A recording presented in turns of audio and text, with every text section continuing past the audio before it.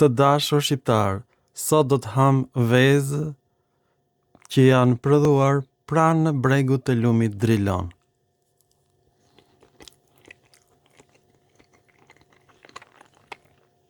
Është shumë e rëndësishme të kuptojmë që grekët nuk kanë sharë shqiptarët.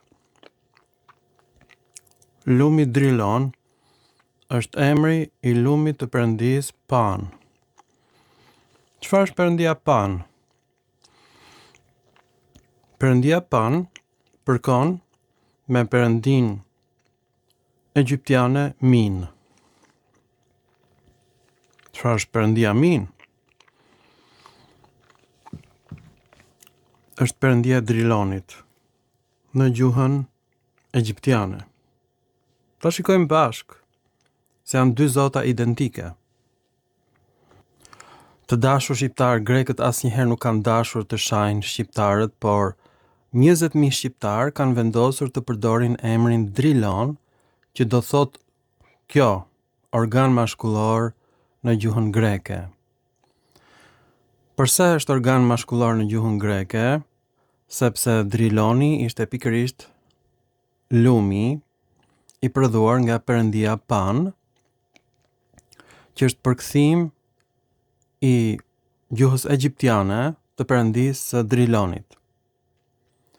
Kjo perëndi është regjistruar në Egjipt në vitet 3300 para erës sonë, kur nuk ishte asnjë lloj qytetërimi në Europë. Europa ishte mbuluar me akuj.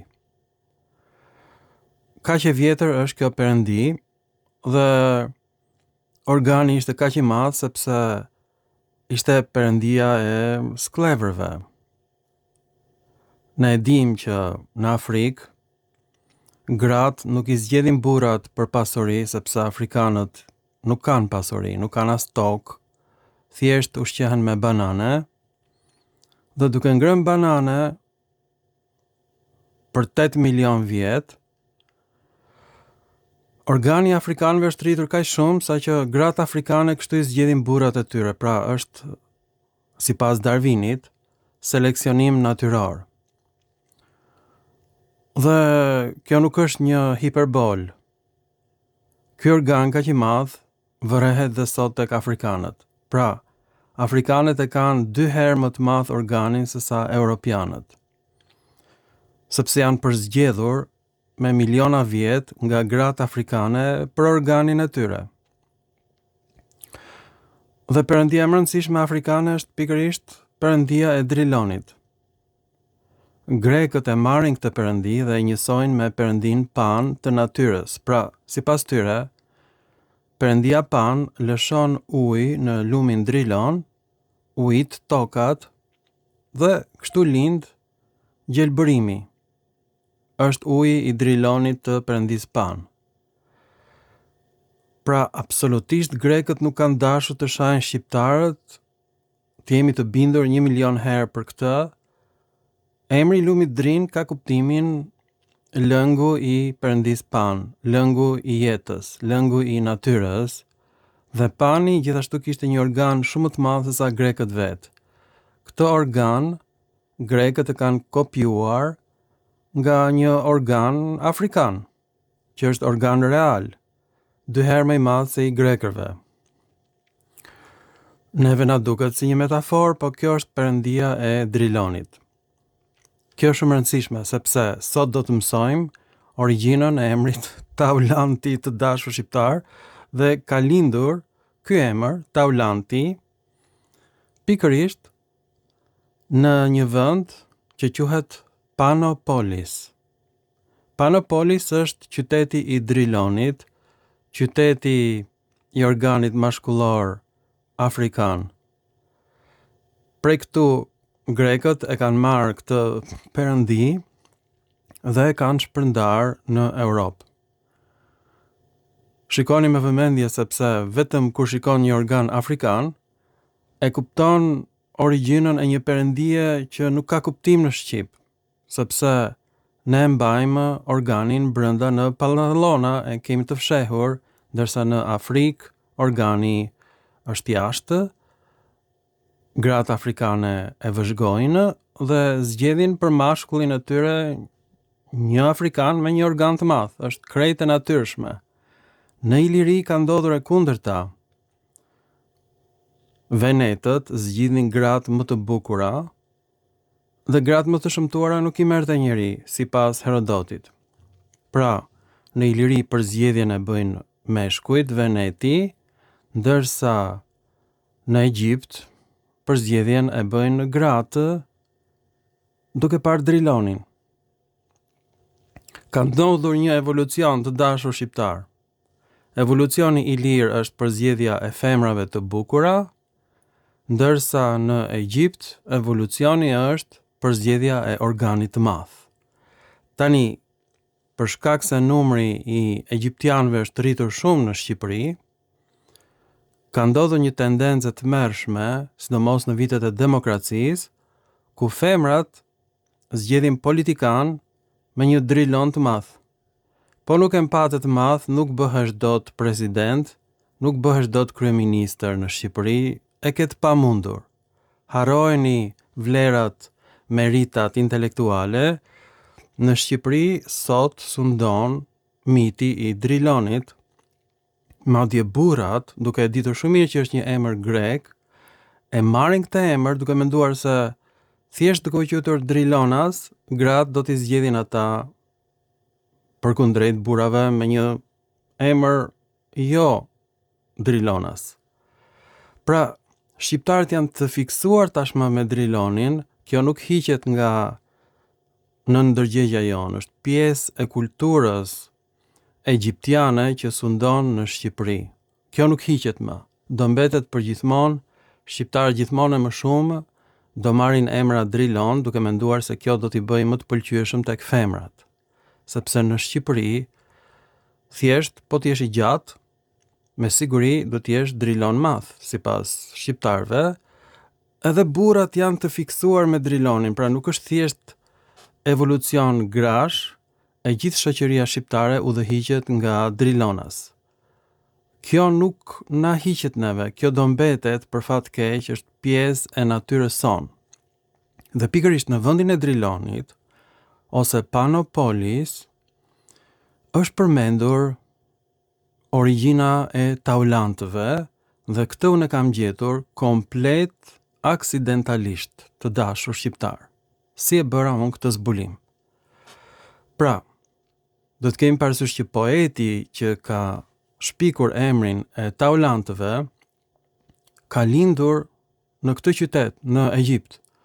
Ishte i pushtuar nga trupat e Aleksandrit të Madh të dashur shqiptar dhe më pas kjo u pushtua nga romakët, u bë koloni romake, por në fillim ishte kolonia e grekërve, e Ptolemejve.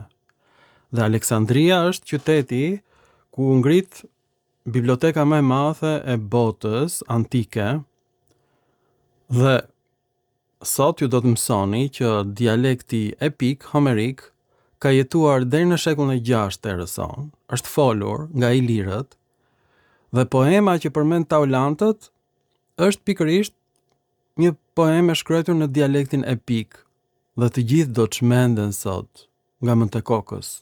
Si ishte mundur një gjë e tillë? Pra, të shikojmë se ku ka lindur poeti që shpiku emrin e taulantëve. Të dashur shqiptar, poeti që shpiku emrin e taulantëve ka lindur në qytetin egjiptian Akhmin, të pushtuar nga Ptolemejt dhe pastaj nga romakët. Ai ka banuar në shekullin e 5 ose të 6 të erës sonë, por ka marrë këtë emër nga gramatikan të Aleksandrisë për taulantët. Do mbeteni pa mend, qyteti quhet Panopolis ose qyteti i perëndisë së Epshit, Panos, perëndia e natyrës, e gjelbërimit, perëndia e Drilonit, dhe kjo është vajza e faraonit që ka vënë në kokë pikërisht simbolin e organit mashkullor, ose perëndis Min, perëndia e Drilonit. Kjo është në hartë vendodhja këtij qyteti dhe këtu ka ndodhur pikërisht krijimi i poemës Dionisiaka dhe aty ka dalë emri i etnisë së taulantëve. Zbulimi im është kaq epokal do bëj kaq shumë buj sepse askujt nuk i ka shkuar mendja deri më sot dhe është gjetur me ndihmën e inteligjencës kompjuterike. Pra nuk ka mendje njerëzore që të kuptoj që perëndia e drilonit, perëndia e organit mashkullor, ka ardhur nga Egjipti, nga grekët, kuptohet, dhe është origjina e lumit drin, që fryhet drini një lloj siç fryhet organi mashkullor. Pra drilon i thon pikërisht organit të dashur shqiptar të perëndis Pan.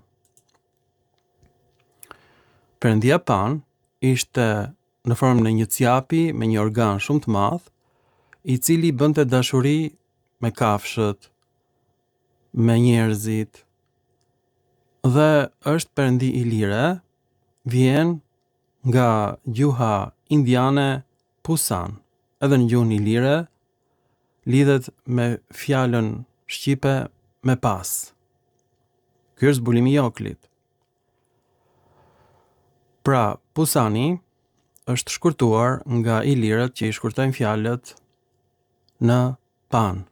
Një lloj si Kabalus në kal, Amicus në mik, Medicus në mjek, Pusan u shkurtua në Pan. Pra gjyshrit tan i shkurtojnë fjalët një lloj si shqiptarët. Pusani është shkurtuar në Pan, është perëndia e begatis. Pra në gjuhën greke ai quhet dhia me brir. Perëndia e Panit dhe kishte një organ të madh që grekët e quanin drilon, dhe përkëndej vjen pra emri i drilonit, i begatisë së ujit, i gjelbërimit, i ujitjes. Kjo është origjina, pra është organi i fryr i Panit, driloni. Ishte një dhi. Pra ishte gjysmë njeri, gjysmë cjap, Pani. Dhe gjithmonë ka qenë me një organ gjigant, gjithmonë i thyhej organi dhe me organin e plot kaq të madh është gjetur vetëm në Iliri, sepse ilirët kishin shumë besim se po të besonin tek Pani do ju rritej organi një lloj sa organi afrikan. Pra, vetëm ilirët ishin kaq të çmendur mbas organit. Ka patur edhe popull të tjerë, por që jetë organi sa gjysma e trupit të njeriut, organi i Panit, grekët nuk e kanë këtë organ, ata e kanë marrë nga perëndia afrikane, ta shikojmë edhe një herë. Pra, tek afrikanët ky është një organ natyror, ndërsa tek grekët duket si organ perëndie, sepse s'ka qenë një njerëzore në Europë që të ketë një organ kaq të madh. Dhe ilirët edhe grekët pra kishin një adhurim të madh për perëndin e organit të madh, dhe ilirët e kanë përdorur këtë si emër, edhe shqiptarët me mendimin se po të adhurosh perëndin e organit, perëndin e drilonit, vajzat do të adhurojnë ty më shumë. Kjo është ideja e shqiptarëve, domethënë ka një kompleks të shqiptarëve ndaj organit afrikan, dhe kjo vërehet sot në politikën e sotme, që vetëm njerëz të gjatë mund të bëhen kryetar partish, madje të vdesin në pushtet, në karrike, mund të jesh edhe 100 vjeç, po pate organ të madh, do rrihesh kryetar partie i përjetshëm. Nuk do të heqin dot sepse ti e ke fituar pozitën me organin i dhe jo me mençurinë, me aftësinë intelektuale që ke. Pra, ky është koncepti që ka depërtuar në mendjen ilire në botën e gjyshrëve tanë, me komplekse ndaj organit, edhe ky është bërë emri i shqiptarëve të sotëm, madje është një krahinë e tërë që quhet drilon në Shqipëri. Këta ishin njerëzit që adhuronin organin në mënyrë të tmerrshme, domethënë kishin jashtëzakonisht pasion drilonin. Sidomos femrat ilire ngordhnin për drilon, por edhe burrat kanë respekt vetëm për ata që janë drilona mëdhenj. Ky është fati ynë historik dhe kjo ka shkaktuar një humbje të ekuilibrit njerëzor, sepse gjaku i shqiptarëve në vend që të shkojë në tru, i cili është zvogluar jashtëzakonisht shumë dhe i rrudhur, shkon pikërisht tek driloni. por nuk i është rritur shumë shqiptarëve, me gjithë përpjekjet e tyre heroike prej më shumë se 3000 vjet. Fatkeqësisht Driloni ka mbetur që është, sepse në Shqipëri nuk zgjidhesh dot thjesht nga Driloni, duhet të kesh dhe aftësi të tjera, duhet të jesh edhe pak hajdut, edhe pak gangster, edhe pak pirat. Atëhere e plotëson komplet atë portretin tënd si i lirë. Nuk mjafton thjesht kesh një cop Drilon. Femrat duan edhe pasuri, jo vetëm Drilon. Pra Driloni është vetëm pjesë e formatit të ilirit që zgjedh femra të bukura. Mirë po, Drilonasit këtë se kuptojnë, ata mendojnë që mjafton të adhurosh Drilonin dhe do bëhesh objekt adhurimi nga vajza të bukura. Pra kjo është historia e qytetit ku lindi emri Taulandëve dhe të shikojmë tani poemën që gjeta unë sepse është përtej imagjinatës njerëzore. Tani nuk ka njeri në botë që ta kishte bërë këtë zbulim, sepse po të kishte, do ta kishin zbuluar përpara meje. Ndryshimi midis meje dhe kryeministrit shqiptar është ky. Unë kam përdor inteligjencën kompjuterike për qëllime të mira, për të gjetur origjinën e Drilonit, që t'i shpëtoj nga turpi shqiptarët dhe nga formati i tyre i fiksuar me Drilonin. Ndërkohë që kryeministri shqiptar, me fakte të gjykatës speciale, e ka përdor inteligjencën kompjuterike për të mbledhur të dhënat për shqiptarët, të gjitha detajet personale të tyre dhe për t'u ashtur këtë shërbimeve të huaja. E përsëris, këtë ka bërë kryeministri shqiptar, diçka kaq të tmerrshme sa që dëmin që na ka bërë ai neve nuk mund ta riparojmë dot me dekada dhe ndoshta me shekuj. Quhet dëmtim digjital.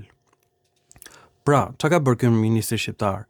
Ka bërë të njëjtën gjë që ka bërë Akademia e Shkencave të Shqipërisë, e cila ka fotografuar të gjitha pllakat e gjendura në bodrumet e saj.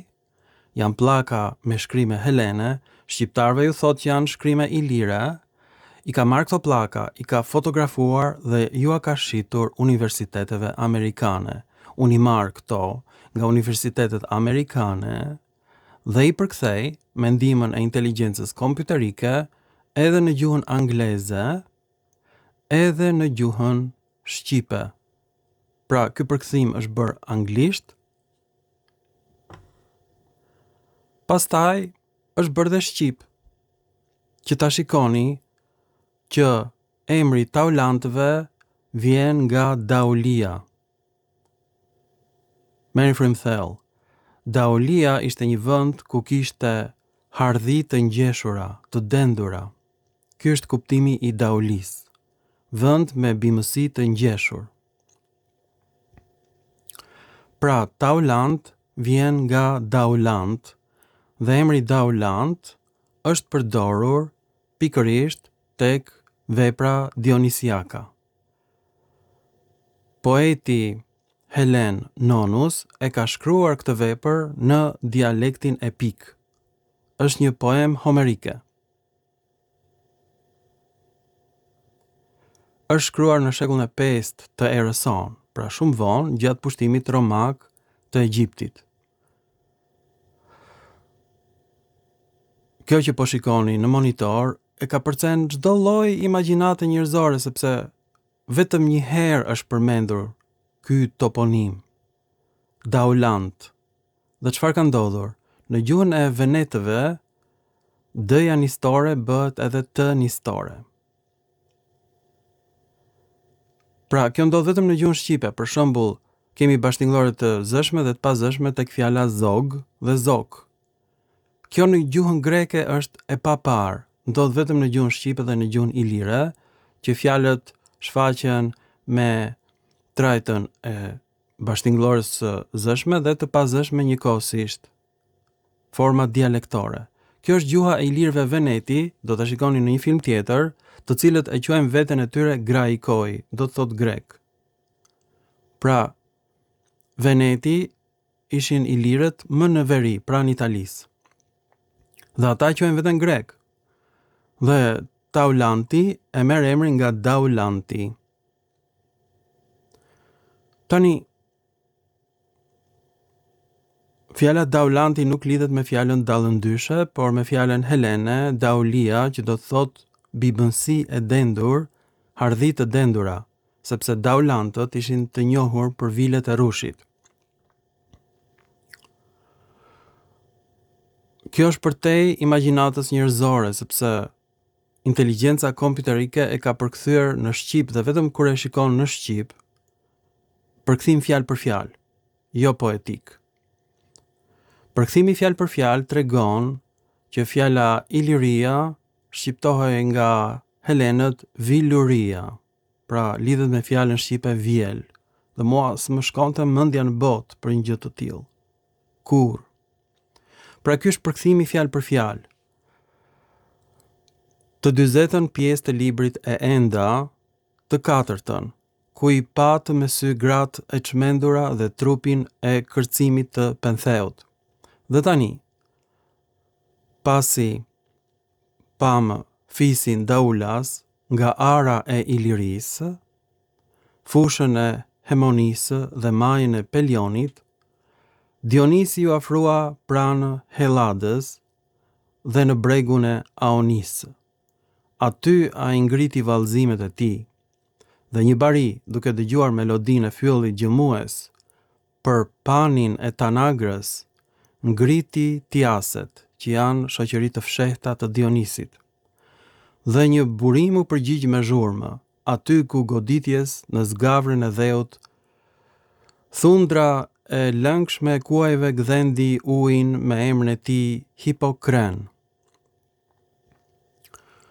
Dhe Aesopi vallëzoi duke tërhequr rëkerat e tij që flisnin me zjarr. Dhe vërtiti proskat e veta dhe së bashku me baban e tij Ismen, duke i përdredhur rrymat e saj në formë rrethore, kërceu në valle. Dhe dikur, duke u shkëputur nga një tufë gjethesh, një hamadriade pothuajse e padukshme këndoi lart në dru, duke lavdëruar emrin e Dionisit, bartësit të rushit dhe vileve të rushit, dhe një nimfe burimore e zhveshur dhe bashtingëlluese bërtiti. Ky është përkthimi fjalë për fjalë. Tani ChatGPT e ka përkthyer më mirë, por në variantin e ChatGPT-s nuk dallohet kuptimi i vilurisë dhe i arës së Ilirisë, pra është metaforë e vreshtave. ChatGPT ka bërë një zbukurim dhe ja ka hequr kuptimin e vërtet të poemës. Ta shikojmë. Ky është varianti i ChatGPT-s, po këtu është rregulluar kaq shumë sa që ka humbur pikërisht thelbi i taulantëve. Enda këngën e 40 si të 4, atje ku mund të shohësh gratë të çmendura dhe kërcënimin madhështor të Pentheut. Tashmë, duke lënë fisin daulant të tokës ilire, pra atje ishte ara ilire, ara e vreshtave, dhe fushën e Hemonis, si dhe majën e Pelionit, Dionisi u afrua Helladës dhe pranë shpatit Aonian ngriti valle. Duke dëgjuar melodinë e fyllit gjëmues, një bari ngriti tiaz, shoqëri e fshehtë për panin e Tanagrës, dhe një burim gurgulloi aty ku, duke goditur skajnë e tokës, thundra e njohur me kalit gdhend ujin që mban emrin e vet. Aesopi vallëzonte duke tërhequr rrjedha që frymonin zjarr, dhe rrotullonte derdhjet e veta bashkë me atin Ismen.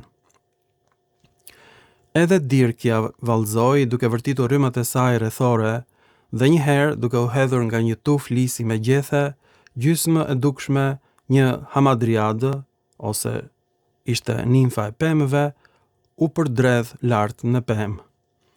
Duke lartësuar emrin e Dionisit, mbartësit të vileve të rushit, dhe një nimfe e burimit në një hon të përbashkët, lëshoi britmën e saj të shfrenuar. Të dashur shqiptar, poeti Helen Nonus shkrua në dialektin ilir, për njerëz që duhet të kuptonin ilirishten, të gjetur në dialektin e mesapëve dhe në dialektin e venetëve nga unë. Shkruan në shekullin e 5 të erës sonë, poemën Dionisiaka, ku sqarohet se Iliria nuk ishte një vend, por ishte tokë pjellore ku prodhoheshin vreshtat e rushit. Për Dionisin. Prandaj daulantët ose taulantët shquheshin për verën e tyre të përmendur nga Aristoteli. Tani e kuptojmë ne përse ishin të famshëm daulantët, për prodhimin e verës, sepse ishin adhurues të Dionisit, perëndia e verës dhe e pijes së shfrenuar. E pat vetë, autori fliste me përbuzje për gratë e çmendura ilire, daulante. Pra, taulantja është daulantja. Nuk lidhet me daulndyshet, por ka kuptimin në greqisht bimësi e ngjeshur. Për atë Zot që është në qiell, vetëm ata që dinë greqisht e kuptojnë këtë film. Asnjë shqiptar s'do e kuptoj këtë film. Unë këtë film e kam bërë për njerëzit e mi, që nuk dinin se çfarë ishte revista Iliria, në të cilën në vitin 1987 Aleksandra Manos ka shkruar që të gjitha tekstet e ilirëve ishin në greqisht. Arkeologja e parë shqiptare, Aleksandra Manos.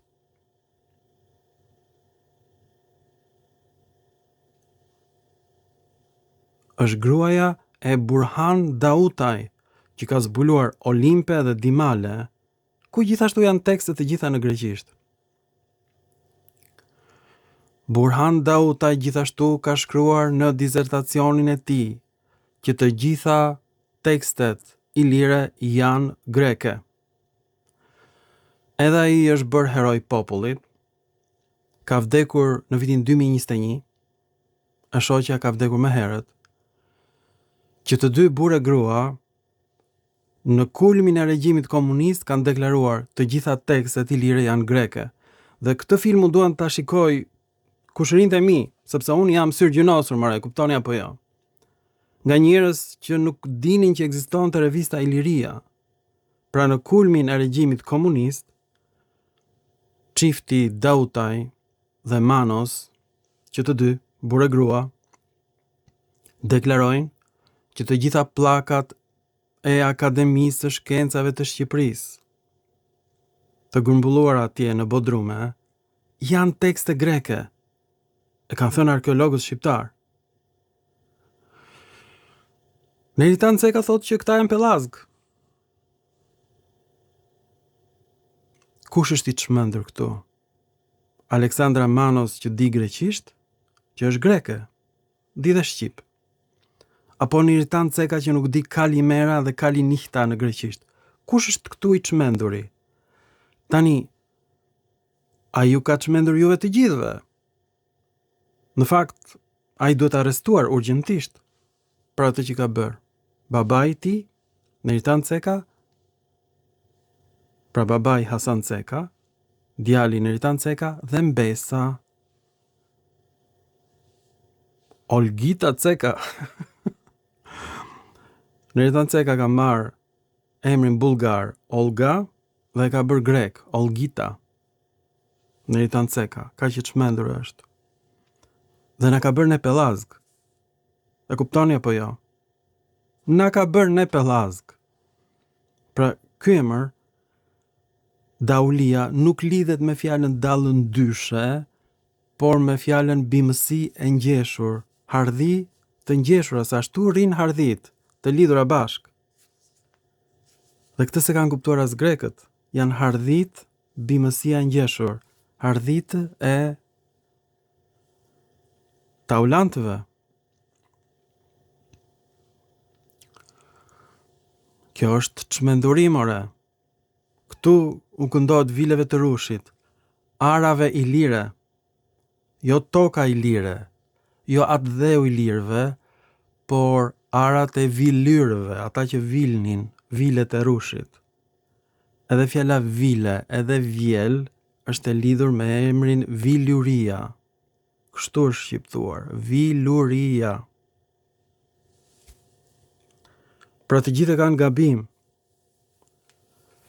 Emri Iliris ka kuptimin vendi ku mblidhen vilet e rushit. Dhe kjo është shpjeguar në poemën Dionisiaka. Emri Taulantion quhet nga poeti nonos në Egjipt Daulantion. Nuk ka lidhje fare me dallëndyshen. Fare. Daulia është pikërisht në Fokis, në Greqi. Dhe ai e quan këtë Iliria, por jo atë dheu Iliria, por toka pjellore ku vilet rushi. Viluria. Pra u zgjidh enigma e vilyrëve, e vjelis rushit. Pra, fatkeqësisht, jo gjyshërit tanë, po ata që kanë banuar në Iliri kanë folur helenisht, dialektin e pik. Ne nuk jemi ilirë. Fatkeqësisht, fjalët ilire në Shqip janë substrat. Por ne nuk jemi ilirë. Ne nuk jemi daulant. Daulant janë grekët, të dashur shqiptar. Ne jemi përzirë me ta. Pra, është krijuar simbioza e popullsisë indigjene që fliste një gjuhë të ngjashme me gjuhën slave dhe me gjuhën perse, pra ilirët Parthini, janë bashkuar, kanë krijuar një komb me helenët. Jemi një komb i përzirë. Pra ne nuk flasim ilirisht. Ilirishtja ishte greqisht. Thjesht format e trajtës së shquar të emrit në ilirisht nuk ekzistojnë. Edhe në këtë poem e kam lexuar në origjinal dhe desh luajta nga mend e kokës. Është dialekti epik, nuk përdoren format e trajtës së shquar. Kjo ju ka shpëtuar grekërve more, kuptoni apo jo? Përfutimisht, edhe ilirët Veneti e quajnë veten graikoi, grek. Në pjesën më veriore të Ilirisë. Të gjitha emrat e fisëve ilire janë greke dhe emri Taulanti është Daulantion. Çfarë është Daulantion? Është emër për këdhelës në greqisht. Për banorët e Daulisë në Fokis. Në gjuhën e venetëve, d-ja shqiptohet edhe t. Është edhe e zëshme dhe e pazëshme. Pra Daulia bëhet Taulia. Këtë ide unë e kam hedhur në filmat të tjerë. Shikojni të gjithë filmat e mi. Mirë po, nuk kisha argumenta.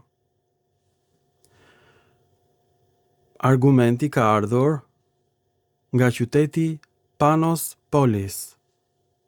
Panos është perëndia me organin e madh mashkullor, si perëndia greke, me drilonin e madh, me kokën e Ciapit, me thundrat e Ciapit, pra djalli. Figura e djallit është Pan. Kjo është çmenduri, sepse do ta shikojmë ne në një film tjetër, figura e Panit është e lidhur me figurën e Krishtit të dashur shqiptar. Besimi kristian është mbështetur mbi perëndin Pan. Shikoni filmat të tjerë të mi. Grekët nuk thonë vdiq Krishti. Grekët thonë vdiq Pan. Pse? Në dimër vdes bimësia dhe grekët vajtonin. Është një motiv i vajtimit të Demetrës në dimër. Ndrimi stinëve, vdekja e Panit në dimër është vdekja e Krishtit. Një lloj. Çmenduri. Po do shikojmë në filmat të tjerë. Pra, u zgjidh përfundimisht emri Drilon është organi i Panit. Gjigant, që ata e marrin nga organi gjigant afrikan. Perëndia afrikane me organin Drilon në qytetin Panos Polis. Çmenduri. Kur ta shohin grekët këtë film, ata do fillojnë të hanë vezë, grekët vetë. Do thonë, si ka mundësi që një shqiptar e bëri një zbulim kaq të madh? Do plasin nga inati. Do hanë grekët vezë. Do hanë vezët e perëndis Pan. Një bëft mirë grekëve, por ne na ka lindur një problem shumë i madh. Ilirët nuk ishin shqiptar. Ti ja vë vetes emrin Drilon, sepse kështu të ka thënë Eritan Ceka, që ilirët mbajnë emra shqiptar. Ka ndodhur e kundërta, shqiptarët marrin emra grek, përfshi dhe emrin Drilon, pa e ditur fare që ky do thot organ mashkullor në greqisht, është organi i panit, siç e pat. Shumë i madh. Gjigant, që nuk e ka asnjë europian, dhe nuk do ta ketë kur, sepse ka ndodhur seleksionimi natyror. Sa do operacionet bësh ti, vetëm rrezikon jetën, sepse gjaku ynë shkon në kokë, jo në organ. Por në vendet afrikane, atje shkon gjaku, ushqen organin, sepse gratë afrikane zgjedhin pikërisht burrat që ngjajnë perëndis pan, me organin e madh. Kur të bëhet shumë vap në Shqipëri dhe burrat të dalin të zhveshur, ndoshta, mbas 1 milion vjetësh, do fillojnë të përzgjidhen burrat me organ të madh. Ha për ha, na zgjedhin vetëm politikan të gjatë, kaq. Ky është dënimi që na ka dhënë natyra. Jemi të dënuar të zgjedhim politikan me organin e panit. Dhe kemi vënë emrin Drilon. Kaq poshtë ka rënë populli shqiptar dhe unë sot ju kam shpëtuar juve të gjithëve nga kjo psikopati pellazgo ilire. Ju kam shëruar sot. Unë jam Sigmund Freudi i shqiptarëve, ju kam shëruar nga koncepti i Drilonit. Të shpresojmë që një politikan i shkurtër dhe i mençur, si Napoleoni i Madh, që ishte i shkurtër, por i mençur, do bëj një revolucion në Shqipëri dhe do ja presi kokat të gjithë drilonave. Nuk ka nevojë të bëjmë gjakderdhje, mjaftojmë që t'i bëjmë shqiptarët synet, që të gjithë dhe shpëtojmë. Ju falenderoj për vëmendjen dhe mirupafshim në filma të tjerë shkencor.